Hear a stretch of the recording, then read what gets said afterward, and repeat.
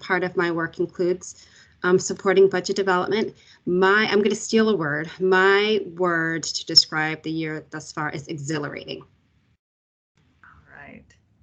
I know I have two other members of my team helping to take notes, just so everyone knows we are taking notes, and we'll be sharing them as we develop our budget. So Eli Hoffman. Hi everyone, I'm Eli. As Sarah mentioned, I work with her and Shanita and Jerry and Claudette in the Office of Engagement and Partnerships here. And my one word would be encouraging. And Bijan.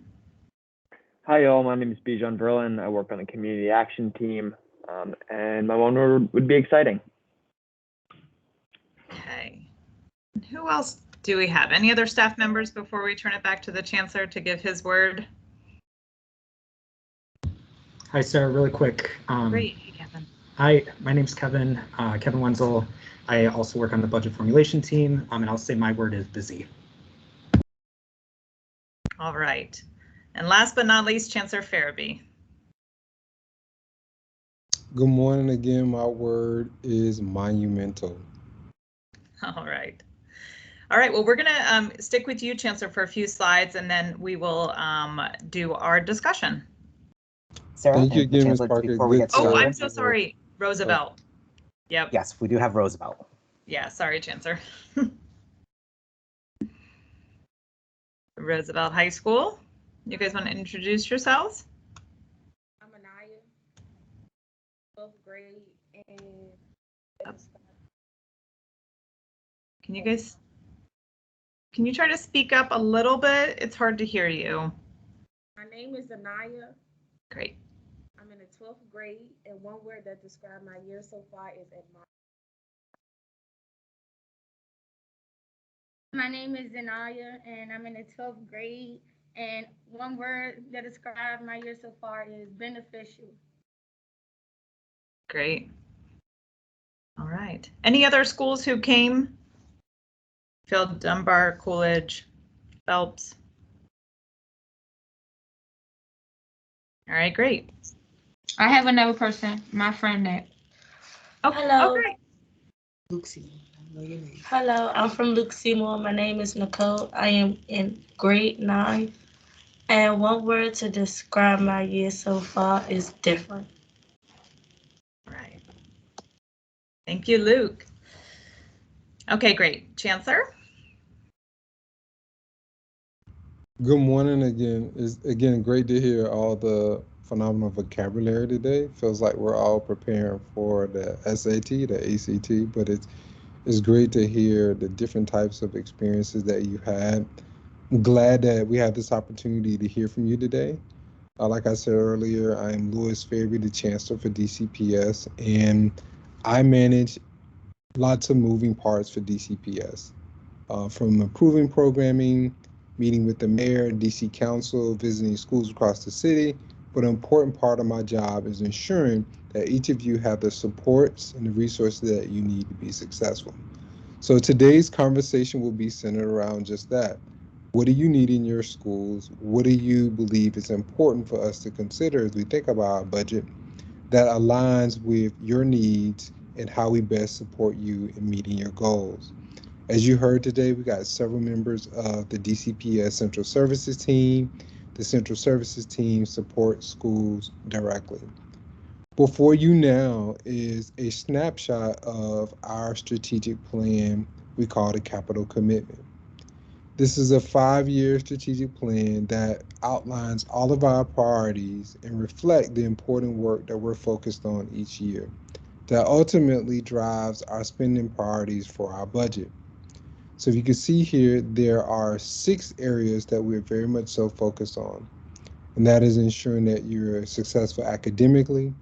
We're supporting our youngest learners. So you may have a sibling that's in pre-K or the early grades, and also ensuring that students have the skills they needed to be successful in high school, ensuring that they have a strong high school experience, that they're prepared for college and career, that you feel loved, challenged, and prepared, and more students are choosing DCPS.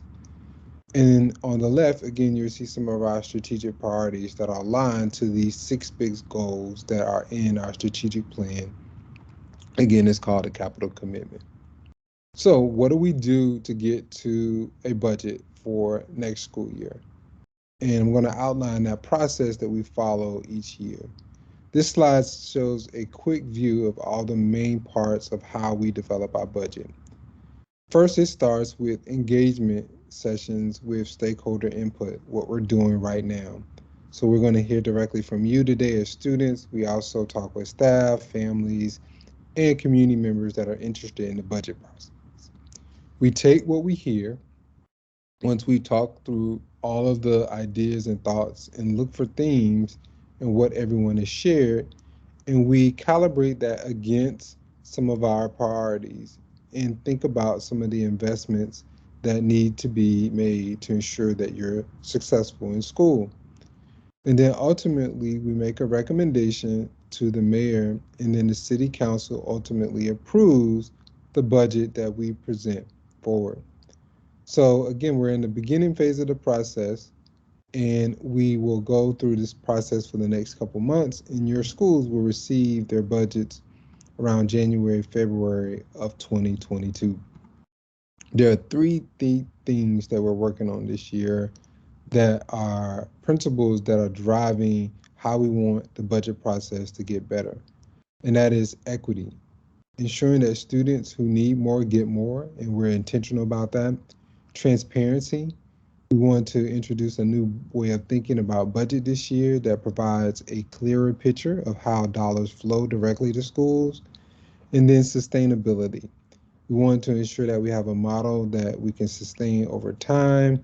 And again, these are all three principles that we think are important. So what we've been working on prioritizes these three areas in our new model: equity, transparency, and sustainability. Again, are those principles. Next slide shows our process from beginning to end and outlined in months. And you can see we're currently in the engagement phase, talking to stakeholders. As I mentioned earlier, we prepare budgets for schools, which happens around January, February, sometimes in the winter.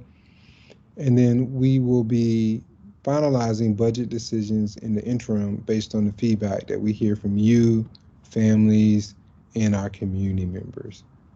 For the next 45 minutes, we get to dive in deeper into three questions.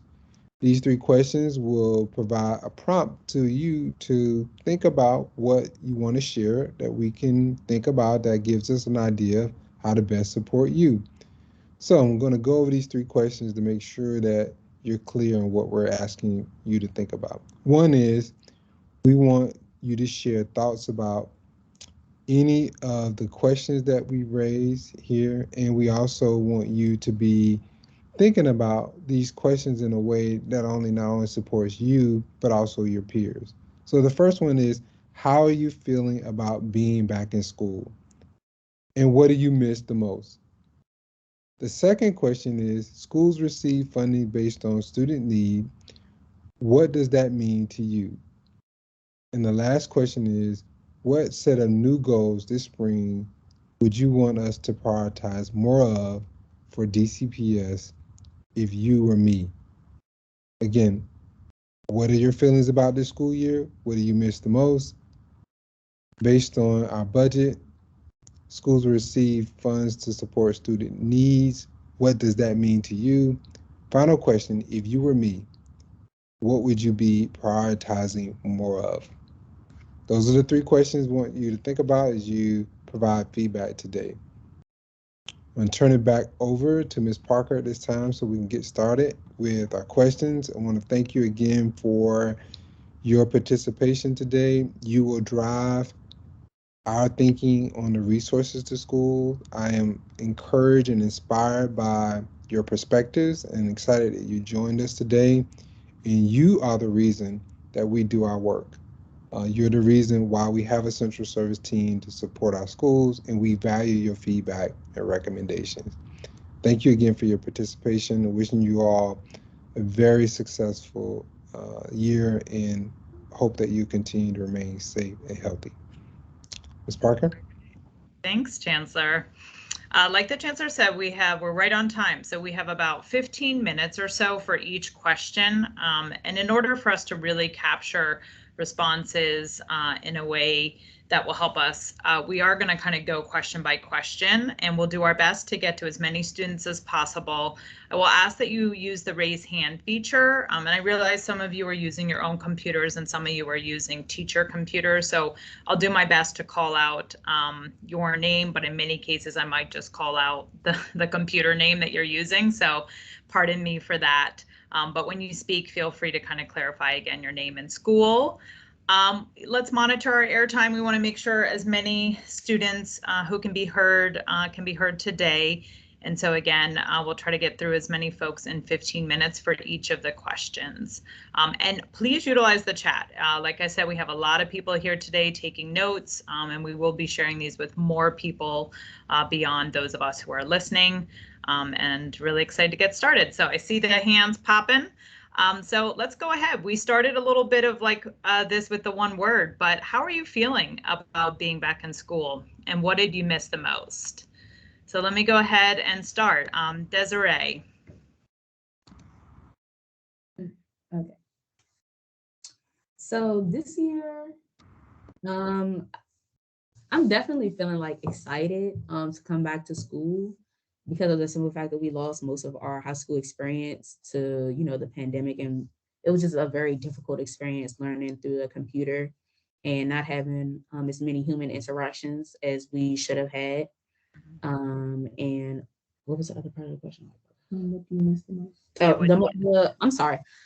What I miss the most is just human interaction and us just having school spirit and just being together.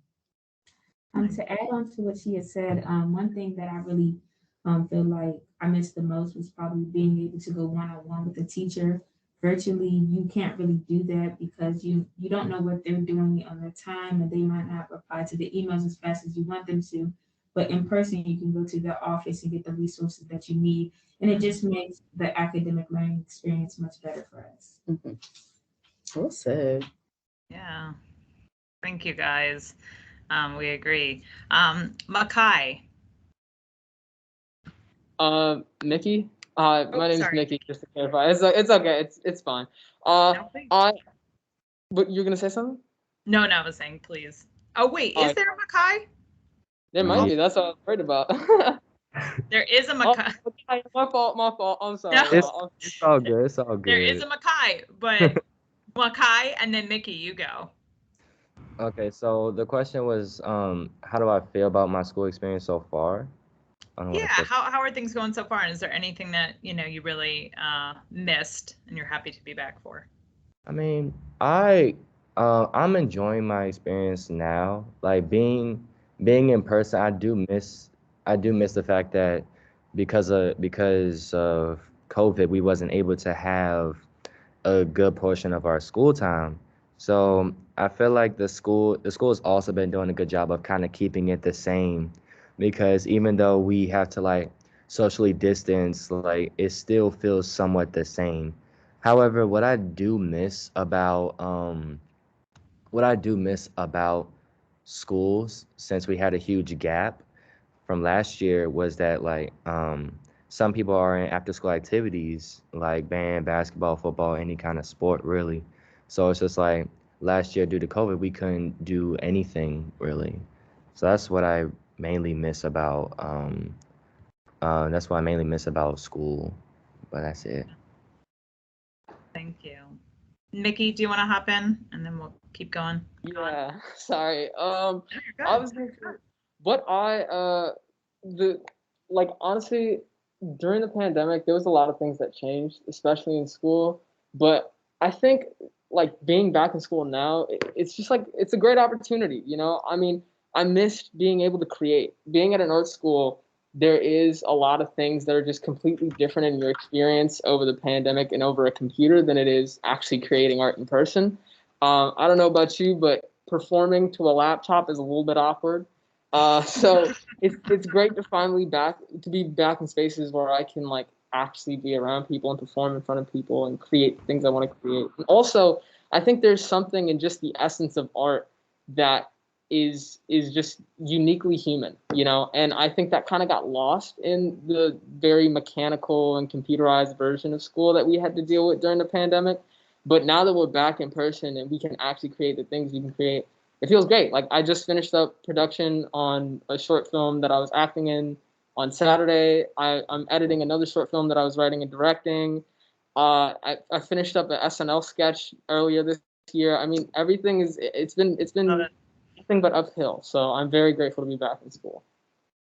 That's awesome. Aiden.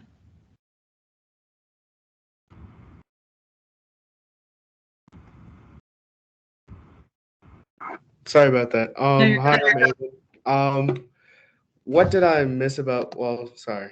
How am I feeling about being back in school? I'm very happy. Like somebody mentioned before, I think it was Makai. Sports were canceled last year, and that was what I lived for. I love to train and practice and go to practice and be able to do that in school along with my academics. And that was canceled last year. And I felt at a loss, to be honest. I was just sitting in front of my computer. I was at home all day. I felt like I wasn't doing enough. And leading into what I miss most about school, it was doing sports and being active and saying hi to people. I'm a very personable person. So I like to see human faces. I like to talk to my teachers. I like to do work around other people. I like seeing my friends. And that's what I miss most about an online learning system that seemed kind of isolated. Like you were by yourself and you had to have that drive to push yourself. And it's always easier and more fun to do it with people around you and to have another sport or something to help you take your mind off of it instead of sitting at home or missing classes or not turning on your camera. So it's a lot more personable, and I really love being back in school. Nice. And what sport do you play? I play soccer and I run track, and I recently finished up the cross country states. I don't know if anyone else here went to that this past Saturday, and that was fun. So nice. Yeah, my former track coach, Mr. Jenkins, he always runs those, so that's awesome. Ayana, is it Ayana Williams?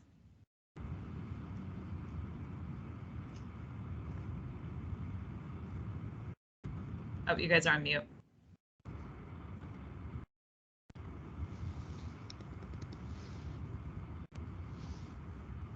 Trying to unmute, so. You guys trying to unmute Ayana? Is it Ayana? Okay. All right, I'll move on. Jason? Yeah, just listening, like they might ask y'all a question. Oh. I'm coming next to you, Roosevelt. Okay. Jason? Hello. Hi, I'm Jason. I was excited to come back to school because I really missed being in person and seeing all my friends and the interaction with other students and teachers. But at the same time, I was disappointed when I did come back to school because there were some things that DCPS failed to fix in Wilson School Building. All right, thank you. Please hold some of like those thoughts also around some of the things that, you know, we could do more of or better of for the next question or two. All right, Jason? Because we do want to make sure we hear those. All right, Roosevelt team. Hey, were you trying to pronounce my name earlier? I was not. There's another school here that IYANA, Ayana Williams. And I thought they were trying to, from Bard. I see Bard in the background. But I don't know whose computer it is. So you guys go ahead and I'll try to figure out our Bard student names. All right. I'm feeling very overwhelmed and excited about being back in the school building, not only because it's my senior year, but because I'm loved at school, and that's the love I couldn't get over virtually. Like, even though we got to be socially distanced, I still feel the love from my teachers, the support, them being on my back about, applying for colleges and not having to spend money because I live in DC. I'm a DC resident. Just like a lot of motivation that I couldn't get at home with my mom because, she work a lot and my siblings are in school too as well. So I just really feel motivated here. And I think that's what I miss the most about being in school, just actually having people there for me and really like have my best interest in my future. So I think I miss the people the most, the love and just the support. I know I'm not alone here. I know a lot of people love me as far as my principal, my social worker, my teachers. my AP teachers. They make me feel welcome here. So that's what I miss the most. Awesome. All right. How about Jamila? Yes, it's pronounced that way. I'd say I've had a bittersweet feeling about coming back to school because personally, I did my very best virtually. I made all A's, which boosts my GPA, and I completed my community service hours. I got over 100, so I did my very best. So I would say it's kind of bitter being back here because I feel like I wouldn't do my best. But so far, since the advisory just ended, I did pretty okay. I did good. So I say it's a bittersweet feeling. And I say one thing I missed was just talking to people in the hallway, like going to classes and saying, hey, hi, how you doing? Because when you're at home, it was just from class to class to class to class, and then that's it. So I say that's one thing that I miss. Thank you. We have that here also. Isaac.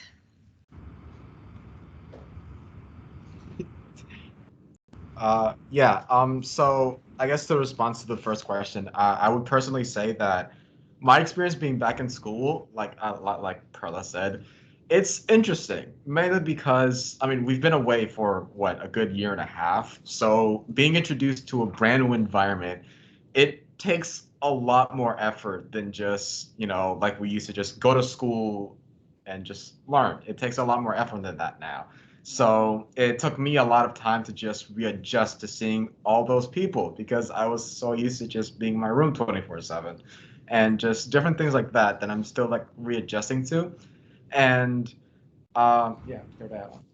Oh, yeah, I think a lot of the students, and including myself and others around me, have forgotten how to socialize because it has been a long time and we are used to just staring at squares that are black and just a teacher talking. So it's really hard for, us to adapt and to get into that space where it's okay to raise your hand. You don't have to be embarrassed or shy. That's what we're supposed to do.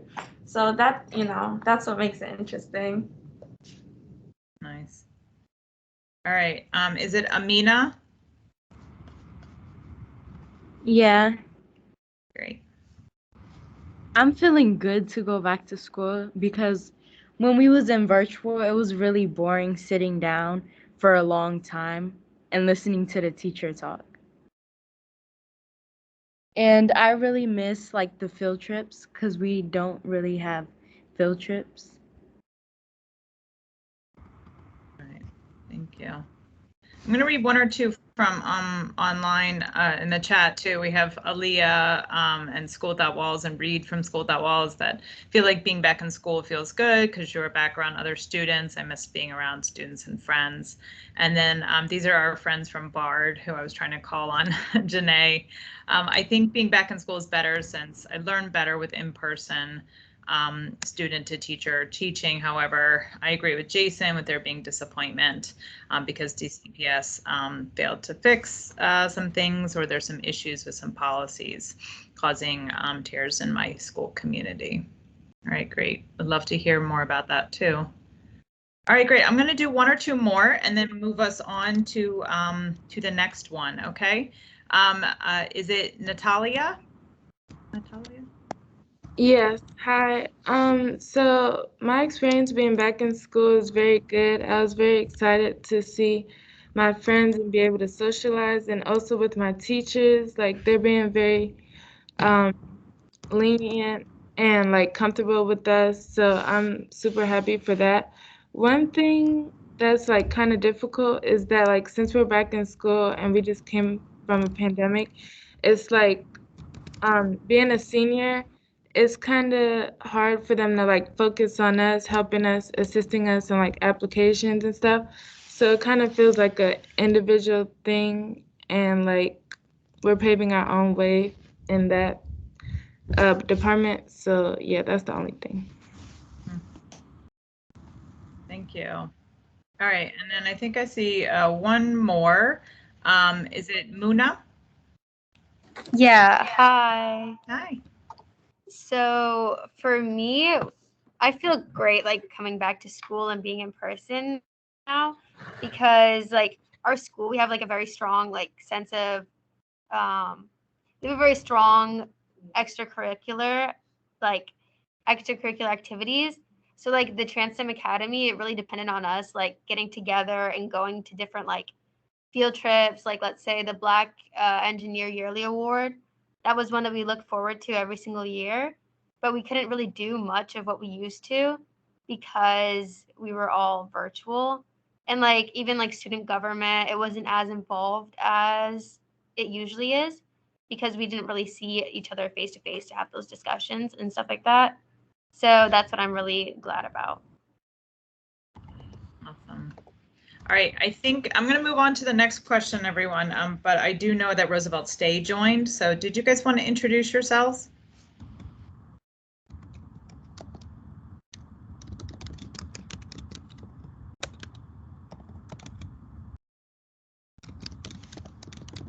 All right. All right. How you doing? I'm from Roosevelt State. My name is Tavon Smith. And I feel like being back in school is good because during Corona, I didn't like sitting on the computer and just listening and talking. And I ain't getting no work done at all because I like doing my work inside of school. So I feel like being back in school is good and not overwhelming. Thank you. Thanks for being here. Mm-hmm. All right, guys. So the second question is, and Claudette put it in earlier, is when you think about equity, the chancellor talked about this earlier, and we really want to make sure that we're thinking about this as we budget, and we're thinking about student needs in particular, and sometimes it looks like school by school needs, but when we think about budgeting and giving funding based on different student needs, what does this idea mean to you? And, you know, I guess in general, like, you know, do you think it's a good idea to budget this way? Because this is really something that we believe firmly in. All right. Jason, do you want to start? Yes. I think when we're talking about student needs, you have to look individually at all the students and in schools in general and seeing what those students need at schools because all schools are different. I think DCPS did do a good job with providing students with personal laptops and Wi-Fi and everything because we did move on to virtual. But since we moved back into the building, I do think that DCPS had failed to identify what schools need and what students needed, as the water problem in Wilson is very hard for us to find water towards the end of the day. And as well as bathrooms, there are still stalls and stuff that does not work. And so it does make it difficult for students to succeed in school when it is hard for us to find those basic necessities around the building. All right. Really good points. Thanks, Jason. All right. Mickey. Yeah, the question was, what does this idea mean to you? Personally, I think this idea means a lot, especially at Duke Ellington, seeing as we do have 8 major arts departments on top of our academic departments. During last year and into this year, there was a lot of conversation surrounding equality versus equity. And I think it is a great idea that you guys are focusing on equity more to be able to individually be able to allocate resources and funds to schools that need it based on what they need. But similarly at Duke, we are having that water issue the same way that they're having it over at Wilson. We're also having those bathroom issues, unfortunately. And I think that the issue really here is that we also have arts funds that we have to pay at Duke. And it's a little unfortunate seeing that we go to a public school and we have to pay money to be here, you know, to keep our doors open because of the lack of funding that we've been able to receive. I think it's important that we're able to give students what they need, and having this conversation is great for that ability to have equity. I think there's things like counseling that we have to focus a lot more on than funding, and that's one of those things that may be overlooked, but is actually what we need instead of maybe something that's a little bit more trivial or that, you know, you may have thought in the past was needing funding. But there are things now as we've progressed that have to change with the funds. And I mean, it's just important that we actually get what we need. So At Ellington, I can't speak for the other schools, but I can say at Ellington, it feels like we've been underfunded, and it feels like we haven't been able to get what we need. And I'm sure that may be a sentiment that's shared amongst the schools, but I hope that we are able to bridge that gap and that we're able to achieve our potential. Awesome. All right, Isaac. Yeah, just to, I guess, like, I just want to say I completely 1,000,000,000% agree with Jason and I think it's Mickey, right? So basically in our school, Columbia Heights, we have, okay, so I guess speaking personally for a bit, I am a part of the band, for example.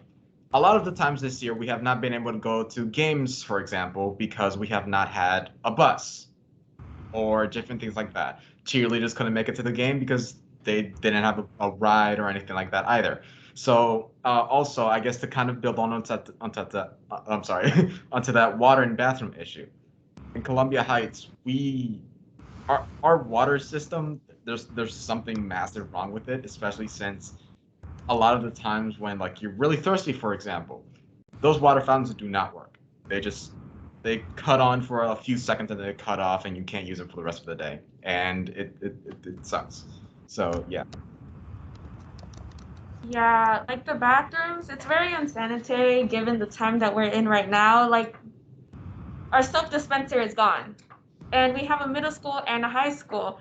High schoolers go on both sides. How am I supposed to wash my hands in these crucial times when there literally is no soap dispenser available to use? And with the water bottles, the water fountains don't have to work as long as there's water bottles provided to us every hour throughout the day, but there isn't because no one says anything. There's not enough communication. So how are we as students supposed to be prepared, right? And with the transportation, if you can accommodate for the football players, right, then you can accommodate for the band, for the cheerleaders, for other things that are also involved when it comes to football. If you're giving resources to one program, you should give resources to all the other programs that are involved and tied in with that one.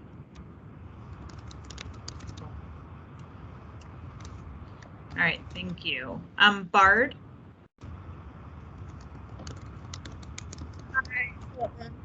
I think that, go back to the question, that students will, like, to Jason's point, counseling and mental health for all students. I know personally, I went through, I went through a very depressive stage during the pandemic, and being back in school has not made it easier. And the fact that we have student life and counselors here in the building, but I don't see them doing checkups on us. You know, they just see us in the hallways and stuff. I know that they're doing their jobs, but I cannot account for that myself personally. I haven't had a personal check-in with them on my mental health. It's just like about, college, but about me mentally, how I'm doing.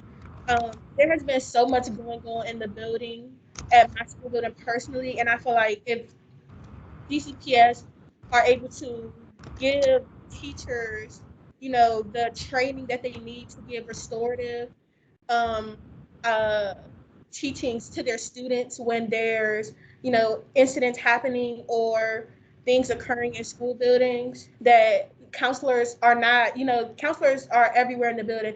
You can't just walk to their office when something happens or when a student needs a break and or having a breakdown. Like, things like that are very important, especially in this time, because you don't know what's going on in people's homes, and people always, they come to school because they want their education, they want to do better for themselves, but they take on that burden of what's going on at home and they bring it into the school building. So they need that extra support from their teachers and the staff members in the school building. And I feel like students aren't getting that right now.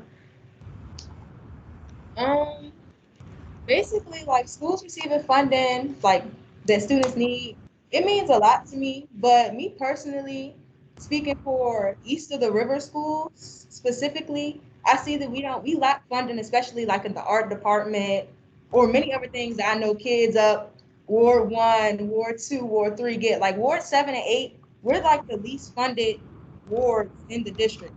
And I'm not sure, well, I'm sure of what that is, but I know that a lot of people understand what it is, but they're not coming to you all as a whole to announce what it is to y'all so y'all can figure out how to help and make that work.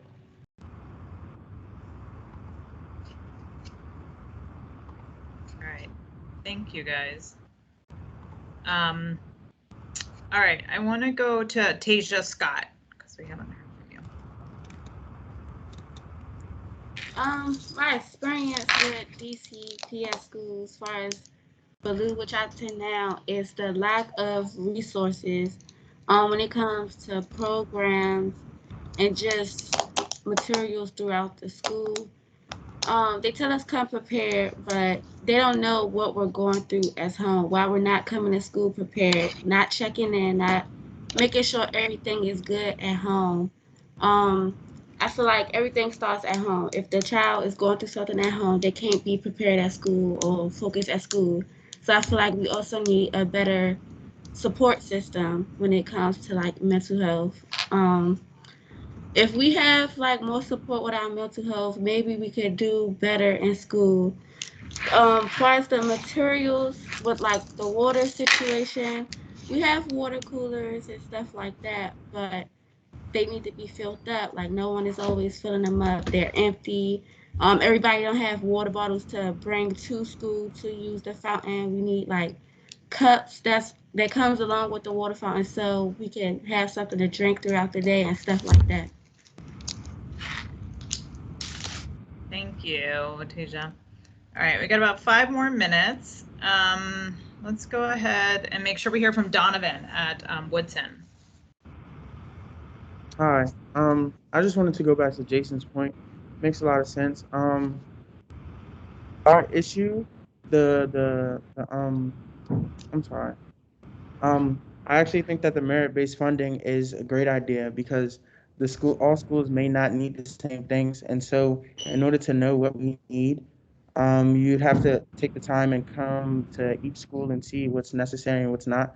For example, we're not having the same problem at HD that they are having at Wilson with the water and the bathrooms. However, we may need more psychiatrists and counselors in the building just checking on students because of our situations and our demographics over here in Ward 7 and 8. So I think that the merit-based funding is a really great idea, but somebody actually has to really take the time to figure out what each school needs. Thank you. That is a really good point. And I think that's a big part, or at least a step of what we're trying to do here today. And we do have a lot of eyes on the ground, but I think what your point is really, it definitely hits home. I think we need to make sure that we are on the ground, seeing and experiencing as well. All right, Aiden. Hi, just to kind of piggyback off of what Masay said and to talk about what Mickey and Jason said about their situations at their schools, I think what a merit-based system would do would be very helpful because here at Banneker, we just received a new building. We don't have any of these water problems like the other schools are having. Our bathrooms are new. It's a fully new building, so we don't really have any of these problems. So in terms of equity, giving us what we need, maybe more mental health help with some of the students because we do have a rigorous program, and also checking into the school. I don't know if other schools have scanners and x-rays. That in and of itself is a very not COVID friendly whole operation because people trying to get into the school, they have to kind of mass together and wait in a line, and there's no social distancing in an enclosed area just to get into the school. So if that could be figured out, or if we could section people off. I don't know if other schools have the same problem, but other schools also have more serious problems than we do.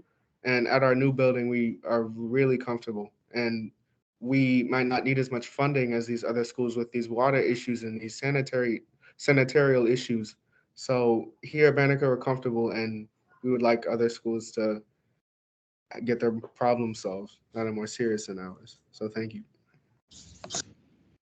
Yeah, thank you for lifting up, sort of your other fellow students and the fact that you do have a new building. A lot of what we are hearing is some facility concerns, and Deputy Chancellor Maestera did put a chat in there around, working to address some of this. So really important feedback that we're getting from you guys.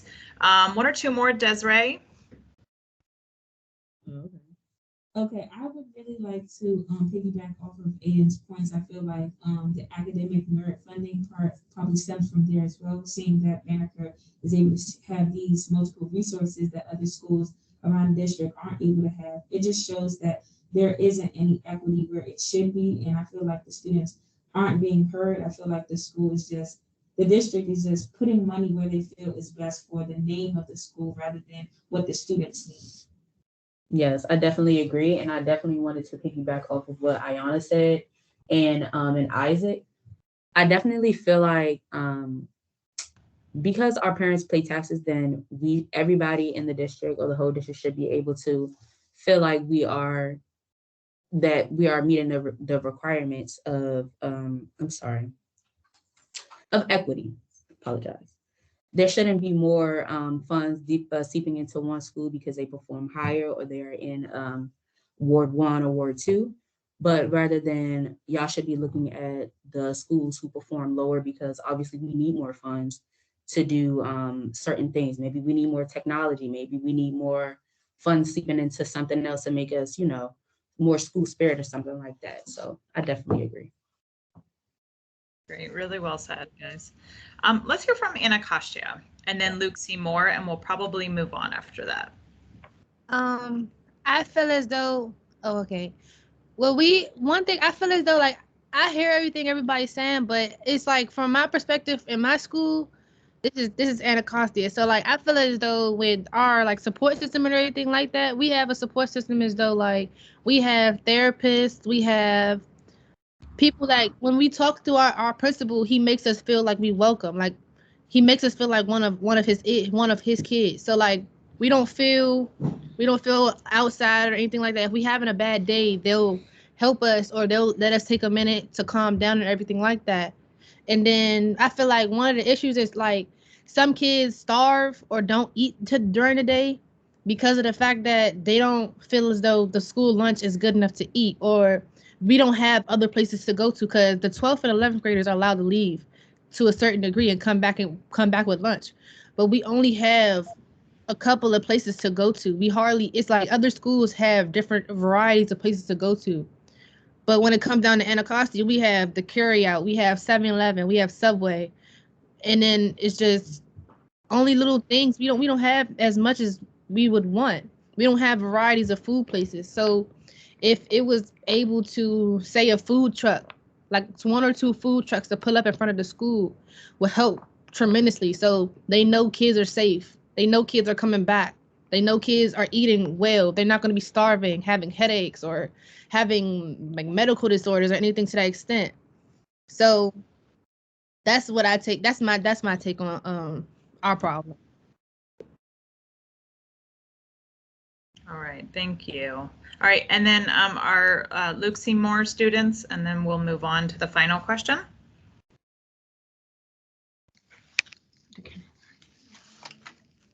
Okay, to piggyback off what she just said, Luke Seymour, we don't have too many programs meaning wise. Like, to me, I feel as though we need more resources. Like basically, like, cause that school is an alternative school, so we need like more resources, like cosmetology, because we have older kids in our building.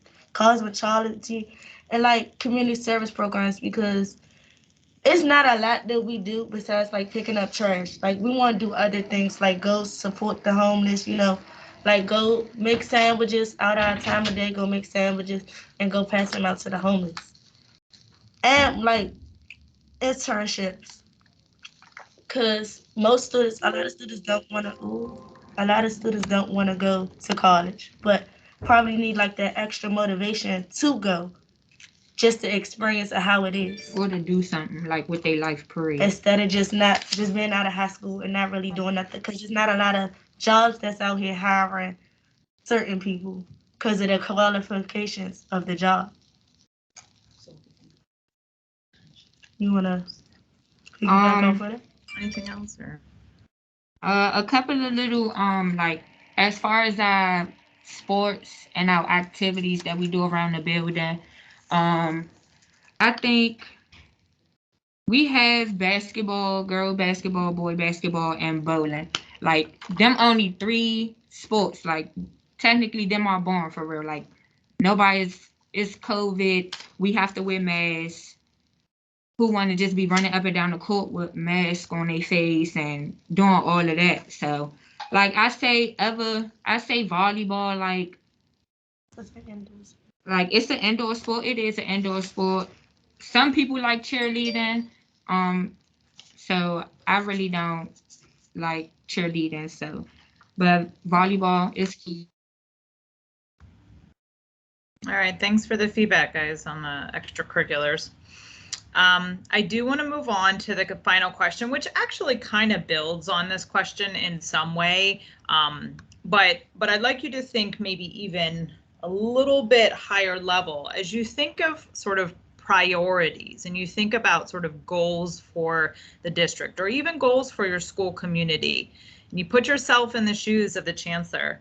What would you prioritize more of? We've obviously definitely heard some things about facilities and a few other things that prove to be challenging. We've heard a lot about mental health supports. Would love for you to think sort of at that level and think about some goals for the next 3 to 5 years for DCPS. What would you prioritize if you were the chancellor? All right, and we're going to spend about 12 or so minutes on this and then we'll wrap up. Okay, let's go ahead and start with, see who we haven't heard from at all. Ooh. All right. All right, we've heard from everyone on this list. So, so we'll go ahead and start with Tasia. Some things I would want to prioritize is first communication. Everything starts with communication. We won't be able to know like what we need, what needs to happen, what's going on if no one is communicating properly. Secondly, I would prioritize safety, the rules and regulations as far as social distancing, wearing your mask, like hand sanitizer. And I feel like this should be an on-current thing. Like even when the pandemic passes, this should be a regular thing. Like this should be prioritized in school. It's all about safety and your education, but your health comes first. So in order to learn, you gotta be well taken care of. That is exactly right. It's hard to learn when your stomach is growling or your teeth hurt or your mind is not right. So thank you so much. Also, oh yeah, please. Sorry. Also with mental health is a part of health in general. So you need to be taken care of mentally and physically. Yep. All right, thank you. How about Natalia? Okay, so I just feel like one of the biggest thing is mental health, like Tasia mentioned. So I know all schools, like it's hard coming back to school and learning and just making sure to keep up with assignments and tests and stuff. So I just think that mental health should be incorporated with our maybe daily schedules so that everyone is protected mentally, so that we're like good to learn and like ready for school. Thank you. All right, make sure to mute yourself, guys, if you're not talking. Did you want to talk, Crystal, I think? All right, good. Okay, let's go ahead and go to Jason. So I think that if I was in Chancellor's shoes, and I would find and identify the basic needs of all the schools in DCPS, and then so that would be like mental health and facilities and everything like that. But then I would also like a trickle down kind of way, and then also identify each school's individual based needs that they do have. But also I think that the budget should also be based off a population of schools, because I know everyone does have the basic needs, but I do think that like if you are a smaller school, you don't need as many resources as the larger schools do. And I think that has been a failure so far in DCPS, as that the larger schools don't get as many resources and that much. Well, they do have more resources, but it's failing to support their students as the schools keep on getting bigger and bigger and bigger. Because I know at Wilson, our population gets huge every year, adding like 300 more students each year, and there still hasn't been that much support for that amount of students.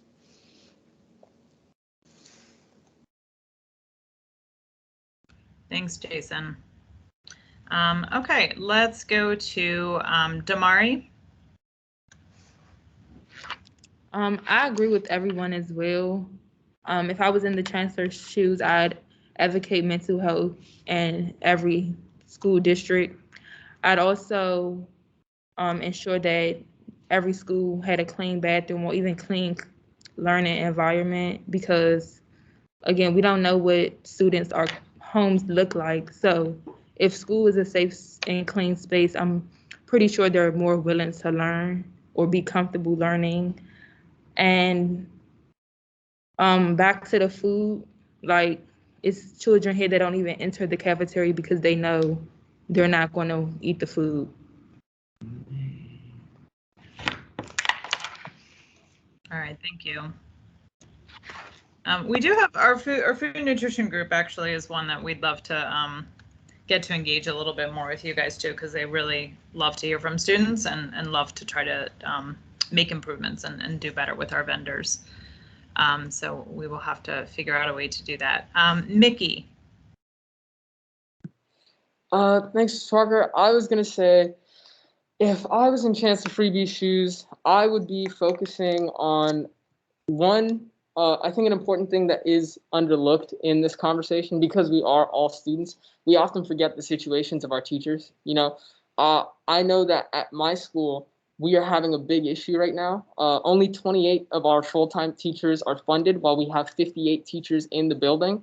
So a lot of teachers, I mean, let's just be frank here, these are human beings. If they're not getting paid properly, how are we going to expect them to actually deliver the way that they're supposed to? How are we expecting them to teach the way they're supposed to? How are we expecting them to actually be motivating mentors in our community if they're not getting paid properly? You know, on the base level of like having to work multiple jobs, how's the teacher going to care for me in the classroom if they have to worry about keeping their lights on at home? You know, that's a huge issue we're having here right now. I think also a big focus on mental health is important in counseling, because right now we only have 2 counselors in our school for the entirety of our school. So it's been kind of an issue in that seniors and juniors have the same counselor. I'm a junior right now. I know all my senior friends are applying to college. They're having trouble with their transcripts, and I'm having trouble being able to communicate my mental health needs, you know? But in a bigger and a larger scale, when we're focusing on what I would do if I was Chancellor Freebie, I think right now we are at the precipice of something important. The education system is completely changing right now from coming out of the pandemic.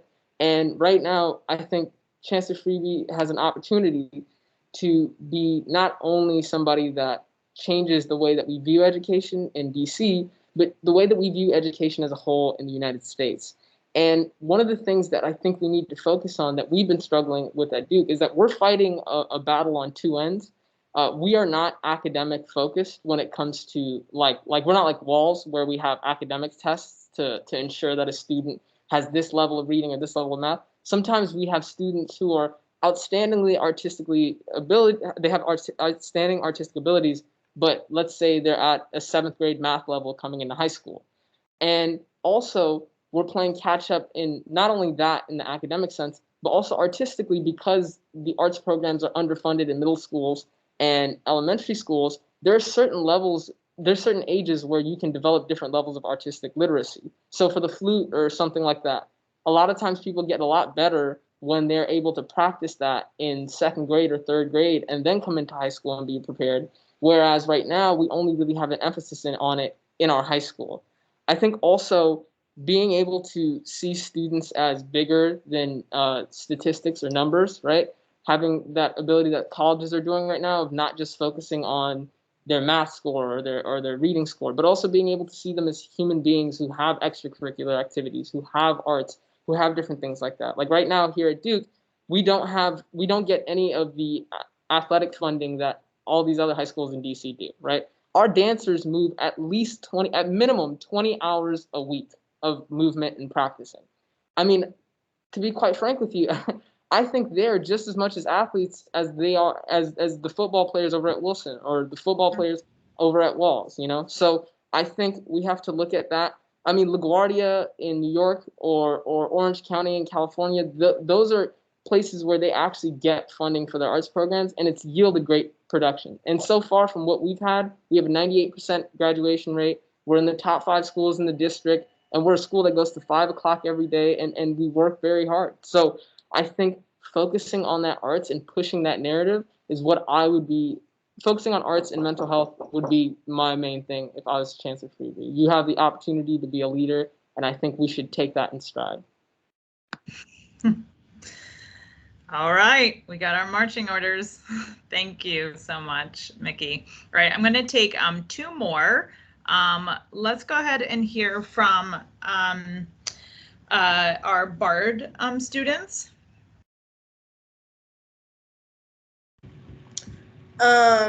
Sorry. If I was the chancellor, I would prioritize more teachers, because right now I know that BARD has at least 30 teachers to a 300 something student ratio, and that seems like, I guess, a lot, but it's really not. More mental health restorative training for teachers, so they can know in situations where what they should be doing.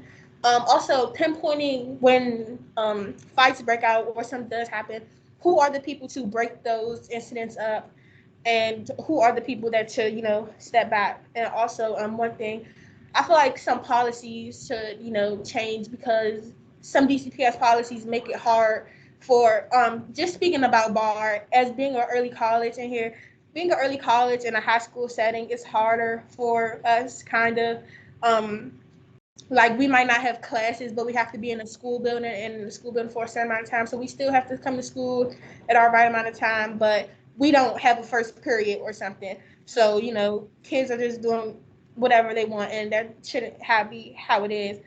Or if students are fighting, or, for instance, a terrible incident happened, and the students were suspended for 2 days. I don't feel like those students should have been able to come back into the community because of the situation, that what they did was so horrible. And, but because DCPS says you only can be suspended for 2 days if you fight or something, that's the only thing that can happen. I just feel like we should prioritize more so on the mental health aspect, but also focusing on student health, because speaking for a few of my friends, I've figured out that a lot of kids don't know that there is an opt-out form for sports if you have a religious belief or medical belief due to like the mandatory COVID vaccine. And a lot of my friends are like, oh, I can't play my sport, but this is what I want to do in the future. And I'm like, you haven't heard about the opt-out form. Like, you have an option. It's not mandatory, and it's not being stressed enough that this is not mandatory for students. And I feel like that's a letdown for me, because I know that a lot of my friends, they're trying to play their sports because that's what they want for their future. Thank you. Definitely sort of gets to the communication point as well that was raised earlier on. All right, I'm going to take our comment from our Baloo Stay friends, and then we will go ahead and wrap up. For those who haven't been able to share on this round, just add whatever you have in the chat, and we're going to pull the chat to make sure we have those as notes as well. So Baloo Stay.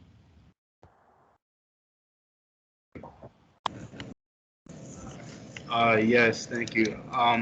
Regarding the budget, I think our schools should not be looking at state schools as the underdog. But when you're making a budget, ensure our scholars are a part of it. ISA should not be the only defining factor, but defining factor, but focus on equitable school budgets. Damn, that is my bad.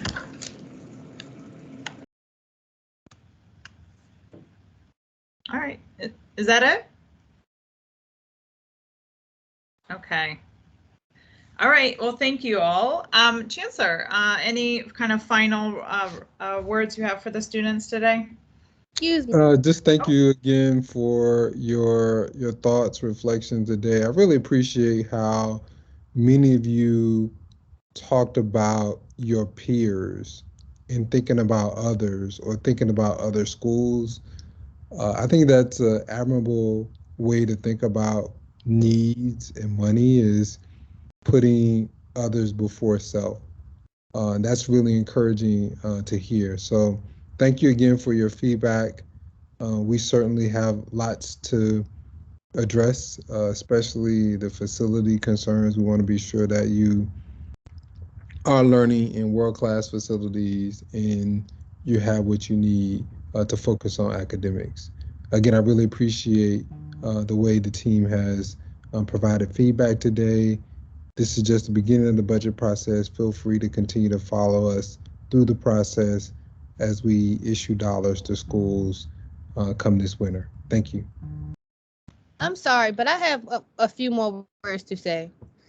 I apologize, but I feel like all schools are being really limited to staying in the DC area. And I feel as though that you should fund more to us going to out of international states.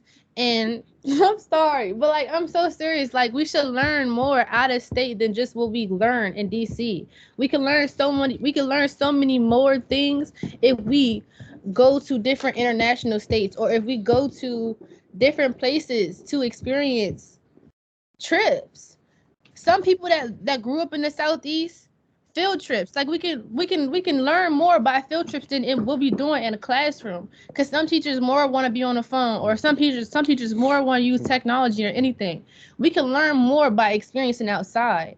I apologize for how I came off and everything like that, but it's just the fact that we can learn more by going to international trips. Or some people that grew up from the Southeast they want to stay more in the Southeast than anything. So if we branch out for different field trips to go different places and experience different colleges and just not just the same places that we usually go to, people will learn more. People will want to leave.